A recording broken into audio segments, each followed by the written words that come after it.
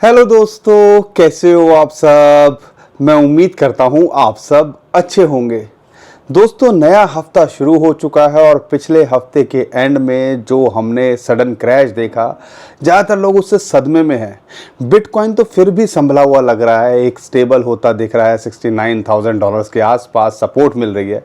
लेकिन जो alt coins, जो दूसरे कॉइन्स होते हैं, वो ऐसा लगता है कि कंपटीशन करते हैं और कौन सबसे ज़्यादा गिरेगा, और डबल डिजिट के अंदर 2-3 दिन के अंदर गिर गए।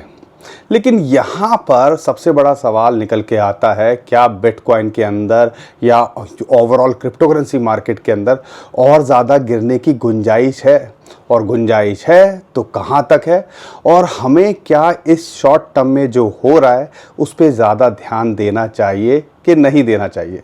यही आपके बेसिक सवाल होंगे ना, यही आपके दिल के अंदर होगा कि यहाँ पर बिटकॉइन क्रैश कर जाएगा तो ऑल्ट कॉइन्स और ज़्यादा टूटेंगे।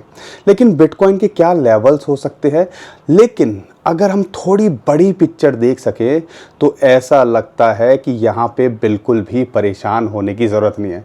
बहुत सारे चार्ट्स हैं, बहुत सारे डेटा हैं, क्यों अगले 2-3 दिन मार्केट फ्लक्चुएट कर सकती है और क्या एक्चुअल में चल रहा है, बहुत कुछ है बताने को। मैं आज इस वीडियो के अंदर आपको बताने की कोशिश करूँगा, और यहाँ पे जो आपको इस टाइम पे टेंशन है ना, उसको थोड़ा सा कम करने की कोशिश करूँगा, और कुछ कॉइन्स भी हम आपके साथ शेयर करेंगे जो डिप के अंदर है।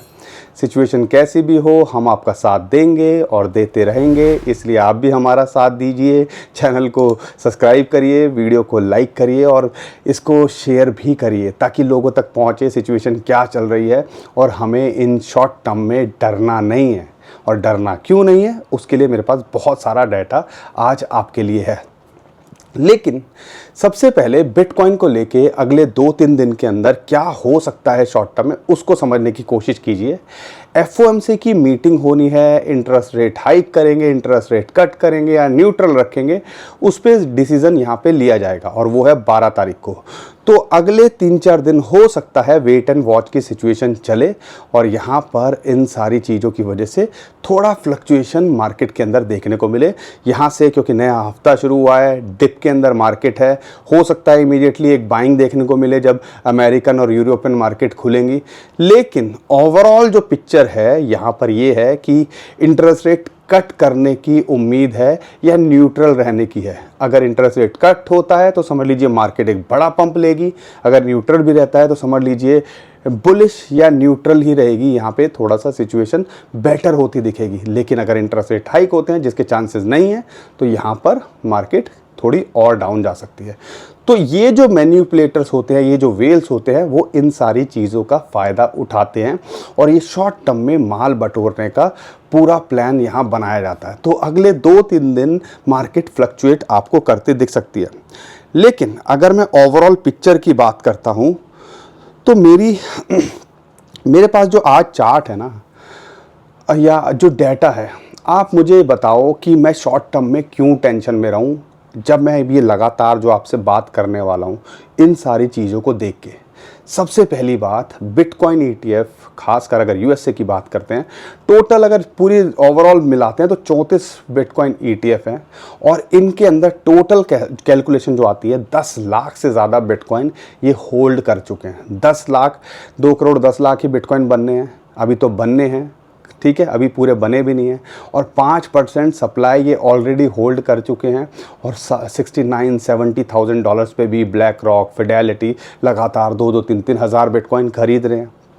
अब आप अपने आप से पूछिए ये क्यों कर रहे होंगे, अगर इनको पूरा आभास होगा कि मार्केट क्रैश करेगी या करने वाली होगी।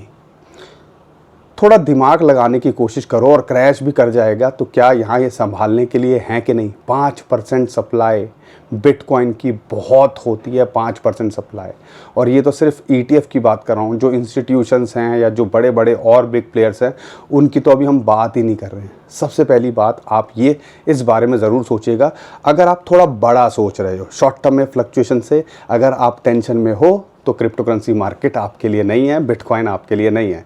लेकिन अगर आप थोड़ा बड़ा सोचते हो, और ये जो लाखों करोड़ों रुपए सैलरी दे देते हैं, हज़ारों की टीम होती है इनके पास में जो ये पूरी रिसर्च करती है और यहाँ पे बाइंग कर रहे हैं और लोगों को एडवाइस कर रहे हैं कि भैया यहाँ पे ख़रीद लो, या क्योंकि इनके थ्रू ही तो खरीद रहे होंगे इंस्टीट्यूशंस या जो भी रिटेलर्स हैं, ईटीएफ के थ्रू ही तो खरीद रहे होंगे।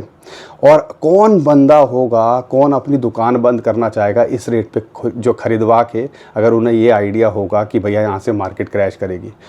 हमसे तो थोड़ा ज़्यादा समझदार होंगे ना ये इंस्टीट्यूशंस, या अपने लोगों को ही डंप करवा रहे होंगे कि भैया तुम पैसा लाओ और फिर हम गिरा देंगे। थोड़ा सोचिएगा, पहली बात ये। दूसरी बात, जब मैं चार्ट देखता हूँ, पहला चार्ट आया है, बड़ा इंटरेस्टिंग चार्ट है, और यहाँ पे अगर 2011-12 की बात करते हैं, ये जो फेज़ था ना, ये थोड़ा डाइसी फेज़ था। हाफिंग के बाद कन्फ्यूज़न के अंदर थे, यहाँ से मार्केट ब्रेक करेगी या मेक करेगी। और फिर जो हमने बड़ा पंप देखा, बिटकॉइन का प्राइस समझ लो $5-10 से $100 चला गया। सेम 2014-2016 के अंदर हुआ लगभग। अगर वही कैलकुलेशन देखते हो, $1000 के आसपास बड़ी टेस्ट करा और फिर वहाँ से $5000 गया। ठीक है, फिर यही चीज़ अगर हम देखते हैं अगर हम 2019-20 के अंदर देखते हैं, यही सिचुएशन लग रही थी कि यहाँ पर रुकेगा कि नहीं रुकेगा, और उसके 2020 के बाद 2021 में हमने $69,000 देखा। फिर वही चीज़ हो रही है 2022 से लेकर 2024 हमारा बड़ा टफ रहा, यही ऑल टाइम हाई के आसपास इसने छूने की कोशिश की, लेकिन एक्चुअल में खेल जो हुआ वो इस टाइम के बाद में हुआ।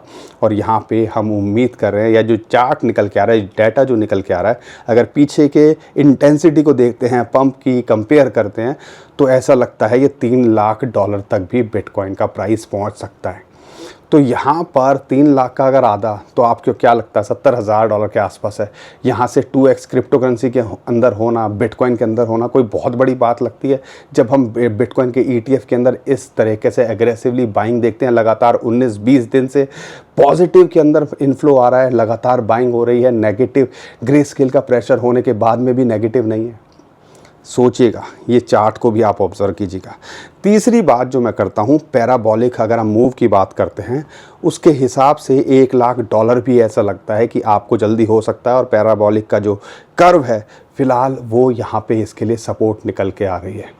तो आप समझिए ये भी, क्योंकि बेस 4 के आसपास इस टाइम पे ये टेस्ट कर रहा है और यहाँ से मूव करता है, तो सीधा $1 लाख से पहले रुकता नहीं है इस चार्ट के हिसाब से भी, टेक्निकली भी। एक और मैं आपके लिए चार्ट की बात करता हूँ, वो है falling veg and inverse head and shoulder. अगर यहाँ देखते हैं तो इमीडिएट इसका टारगेट इसने ब्रेकआउट किया फॉलिंग वेज को, और यहाँ पर उसके बाद 73 या ऑल टाइम हाई के आसपास इसका इमीडिएट टारगेट है। इनवर्स हेड एंड शोल्डर का भी इमीडिएट टारगेट $73,000 के बीच में है। लेकिन अगर हम देखते हैं ओवरऑल और इससे आगे मूव करता है और पीछे कंपेयर करते हैं, तो $1,15,000 इसके हिसाब से भी यहाँ टारगेट आता है।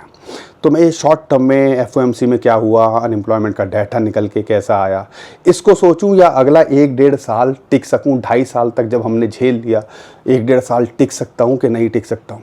ये मैं जल्दी जल्दी बताने की कोशिश कर रहा हूं ताकि आप एक चीज़ को ना पकड़ के बैठें और इन सारी चीज़ों को भी सोचो कि हाँ ये क्या हो रहा है, चार्ट्स क्या बता रहे हैं, डाटा क्या बता रहे हैं। और यहाँ पर अगर मैं बात करता हूँ बिटगो के CEO की, उनका प्रिडिक्शन है कि इस साल के एंड तक $1.25 लाख से $1,35,000 बिटकॉइन का प्राइस होना चाहिए। कोई ऐसी स्टेटमेंट दे देता है हवाई के अंदर, और वो भी एक बड़ी कंपनी का जिसकी एक रेपुटेशन है, वो ऐसी स्टेटमेंट दे देगा। कुछ सोच के ही बोल रहे होंगे ना, कुछ एनालाइज किया होगा ना। चलो इनकी बात सही। स्टैंडर्ड चार्टर्ड जो कि पूरी की पूरी टीम और उनके डिजिटल हेड की बात करते हैं, वो भी ये कहते हैं कि इस साल के एंड तक अगर ट्रंप आते हैं इलेक्शन के बाद में, जो कि नवंबर में होने हैं, तो फिर ये भी $1.5 लाख हो सकता है। $1 लाख बिटकॉइन का प्राइस इलेक्शन से पहले हो सकता है। ये स्टेटमेंट्स हैं, ये सारी चीज़ों को भी कंपेयर करो, चार्ट्स को भी देखो, ETF के अंदर ये माल क्यों बटोरा जा रहा है इसको भी देखो। सारी चीज़ों को जब कंपेयर करोगे तो लगेगा हाँ यार, हम थोड़ा ज़्यादा छोटा या जल्दीबाजी तो नहीं कर रहे हैं। और आपको ये भी पता होना चाहिए, बिटकॉइन जब मार्केट के अंदर अच्छा करेगा, फिर एक लेवल पे स्टेबल होगा, तो ये ऑल्ट कॉइन्स जो इस टाइम पे आपको सबसे बड़े दुश्मन दिख रहे हैं ना, कि पता नहीं मैंने क्यों होल्ड करके रखे हैं, मैं छोड़ छाड़ के भाग जाऊँ, आपको वो उन पे प्यार लुटाने का मन करेगा। लेकिन ये आज आपकी समझ में नहीं आएगा, क्योंकि अभी तो हमें दिख रहा है कि यार ये $50,000, $60,000, अब $60,000 आ भी गया तो 20-25% के लिए तैयार भी तो रहो। क्या फ़र्क पड़ेगा अगर आपका टारगेट अगले 1-1.5 साल के अंदर $1.5 से $3 लाख का आप सोच के चल रहे हो, तो ये 15-20% के झटके से कोई परेशान होने की ज़रूरत है क्या, ये आपको समझना पड़ेगा। तो लेकिन FOMC का जो है ना, उसका आप कह लीजिए थोड़ा सा इम्पैक्ट इस हफ्ते में आपको देखने को मिलने वाला है। तो ये ओवरऑल चल रहा है। अब आप बताओ यहाँ पे क्या मैं टेंशन लूँ या मैं यहाँ पे अपॉर्चुनिटी की तरह देखूँ। और अगर आपका वीक हैंड हो, कमज़ोर दिल वाले हो, तो क्रिप्टो करेंसी मार्केट आपके लिए नहीं है। ये बात यहाँ समझ में आनी चाहिए आपको। और अगर आपको हमारी बातें समझ में आ रही हैं और लगता है कंटेंट हमारा अच्छा है, आपके समझ में आता है, तो वीडियो लाइक करो, लोगों तक पहुँचाओ, शेयर करो। क्योंकि ये सारी चीज़ें आई डोंट नो कोई बताएगा कि नहीं बताएगा, लेकिन हमारी कोशिश रहती है कि हम आपके सामने जो नहीं दिख पा रहा है, जो आप नहीं समझ पा रहे, उसको समझाने की कोशिश करें। तो शॉर्ट टर्म में टेम्परेरी घबराना नहीं है। अगर इमीडिएट सपोर्ट की बात करते हैं 69,000 21 day moving average previous all time high, वो एक साइकोलॉजिकल सपोर्ट मिल रही है। लेकिन बुरे हालात में 65 से $66,000 का जोन, वो एक इंपॉर्टेंट सपोर्ट जोन यहाँ निकल के आना चाहिए। 50 day moving average, 100 day moving average की बात करते हैं, या टोटल जो एक्यूमुलेशन लाइन एक बन रही है वो वहीं बनती है भैया। अब ये शॉर्ट टर्म में आप अगर बुरे हालात होते हैं तो ये लेवल के लिए हमें तैयार रहना चाहिए। लेकिन अगर हम देख रहे हैं टारगेट, हम अभी भी यहाँ पे देख रहे हैं ऑल टाइम हाई इस महीने छूता दिख सकता है। और उसके बाद अगला टारगेट $83,000 का हमें शॉर्ट टू मिड टर्म में, या आप कह लीजिए अगले 1-2 महीने के लिए के अंदर हम देख रहे हैं। हमारा इमीडिएट टारगेट ये है। वहाँ पे रेजिस्टेंस हैं, हमने बताया पीआई चार्ट की बात करते हैं, गोल्डन रेशियो मल्टीप्लायर की बात करते हैं, तो बहुत सारे इंडिकेटर्स उस जोन के अंदर $83,000-85,000 हमें वहाँ रेजिस्टेंस, वहाँ एक बार रुक सकता है कि हमारी गाड़ी रुके ऑल टाइम हाई को पार करने के बाद, और फिर अगला स्टॉप $1,00,000, फिर ऐसे ऐसे बढ़ेगी। जैसे नीचे ऐसे ऐसे नहीं जाती ना, तो ऐसे ऊपर भी थोड़ा सा झटके ले लेके जाती है, ठीक है ना। तो ये ओवरऑल चल रहा है बिटकॉइन को लेके। उम्मीद करता हूँ अब थोड़ा सा आपको फेयर आइडिया लगा होगा। अब हम बात करते हैं यहाँ पे जो दूसरे कॉइन्स हैं, खासकर इथेरियम की अगर मैं बात करता हूँ, तो इथेरियम के अंदर दोस्तों एक तो बिटकॉइन की डोमिनेंस बढ़ रही है, ऑल्ट कॉइन्स टूट रहे हैं। बिटकॉइन की डोमिनेंस बढ़ना यानी कि कहीं ना कहीं पैसा लोग बिटकॉइन के अंदर ही रखना ज़्यादा प्रेफर कर रहे हैं। यहाँ पर अगर हम देखते हैं इथेरियम को $33-50 के आसपास आ जाए तो एक बहुत बड़ी एंट्री हो सकती है। वहाँ आ जाए तो मिस करने की गलती मत कीजिएगा, ऐसा हमें लगता है। हम कोई फाइनेंशियल एडवाइज़र नहीं है, लेकिन ऐसा लगता है कि यहाँ पे एक इम्पॉर्टेंट सपोर्ट है। फ़िलहाल तो $3500 के आसपास, और ये 2 लेवल हैं जिनको हमने देखना है कि इन दोनों लेवल पे आए तो एक एंट्री बनाने की आप सोच सकते हो। क्योंकि इथेरियम के ETF इस साल कह रहा हूँ, इस महीने आने की पूरी चांसेस हैं। और जैसे ही आएगा तो हमें एक मूव या एक बड़ा पंप आने वाले टाइम के अंदर इथेरियम के अंदर नया पैसा आएगा, नया इन्फ्लो आएगा, तो आता दिख सकता है। बाकी अगर मैं दूसरे कॉइन्स की बात करता हूं जो डिप के अंदर हैं, जो आप हमसे पूछते भी हो, आर्बिट्रम $1 के नीचे मिल रहा है, एंट्री बनानी चाहिए। अगर मैं बात करता हूं इम्यूटेबल एक्स की, इम्यूटेबल की $2 के नीचे मिल रहा है, एंट्री यहाँ बनानी चाहिए। अगर मैं बात करता हूँ पोल्काडॉट की, यहाँ पे $6.5 के नीचे मिल रहा है, एंट्री बनानी चाहिए। पूरे चांसेस हैं अगर ये 12 तारीख को कुछ उलट फुलट हो जाता है या इस हफ्ते के अंदर थोड़ी मार्केट वोटाइल रहती है तो 10, 15, 20% ये और गिर सकते हैं। लेकिन इससे ज़्यादा ऑल्ट कॉइन्स में गुंजाइश है क्या? नहीं है, नहीं है ना। आपको भी यही लगता है ना? कमेंट में बताइए, इससे ज़्यादा गुंजाइश है तो नहीं है, तो इस चीज़ के लिए पहले से प्रिपेयर रहो। लेकिन जिस रेट पर इस टाइम पर हैं और इनके ऑल टाइम हाई को कंपेयर करते हैं तो ऐसा लगता है यहाँ पे पूरी अपॉर्चुनिटी है। एप्टॉस की बात करता हूँ, वो भी आपको $8-8.25 के आसपास मिल रहा है, एंट्री बनाई जा सकती है।